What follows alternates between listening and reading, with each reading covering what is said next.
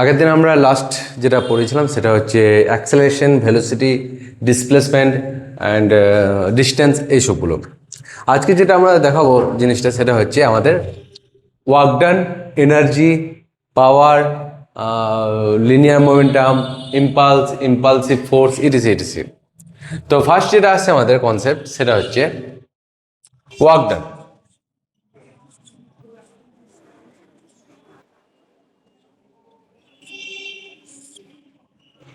Work done মানে হচ্ছে কৃতকার্য। কৃতকার্য জিনিসটা কি, যখন কোনো একটা অবজেক্ট কোনো একটা প্লেন সারফেসের ওপর আছে,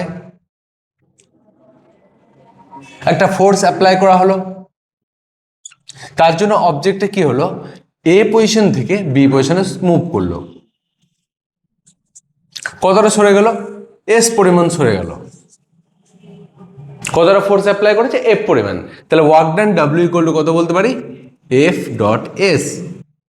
ওকে, এখানে সবথেকে মজার বিষয় যেটা হচ্ছে সেটা হচ্ছে এফ হচ্ছে একটা ভেক্টর কোয়ান্টিটি, এসও একটা ভেক্টর কোয়ান্টিটি, কিন্তু এদের যে রেজাল্টেন্ট ওয়ার্ক ডান হচ্ছে একটা স্কেলার কোয়ান্টিটি। এটাকে বলা হয় কাইন্ড অফ ডট প্রোডাক্ট, সেটা আমরা পরে ভেক্টর চ্যাপ্টারে আসবো। এটাকে ডট প্রোডাক্ট বলা হয়, সেটা ভেক্টর চ্যাপ্টারে বলা হবে। তাহলে এই ডট প্রোডাক্টকে যদি সরাতে হয় তাহলে ডাব্লিউ ইকুয়াল টু কত বলা যায় না, F S cos theta.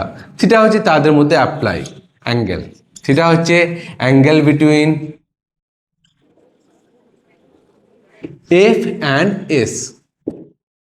F and S এর মধ্যে অ্যাঙ্গেল হচ্ছে থিটা। ওকে, তাহলে ডাব্লিউ ইকুয়াল টু কত হচ্ছে, এফ এস কস থিটা। তাহলে যদি আমি এসআই ইউনিট দেখতে চাই, তাহলে এফ এর এসআই ইউনিট কি হয়, নিউটন। এস এর এসআই ইউনিট কি হয়, মিটার। কস থিটা কোনো ইউনিট হয়, দ্যাটস হয় নিউটন ডট মিটারকে কি বলা হয়, জুল বলা হয়।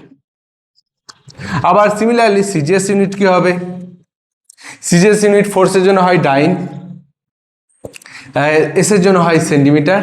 ডাইন ডট সেন্টিমিটারকে কি বলা হয়, আর্ক বলা যায়। ওকে, নেক্সট আমরা যেটা আসবো সেটা হচ্ছে যে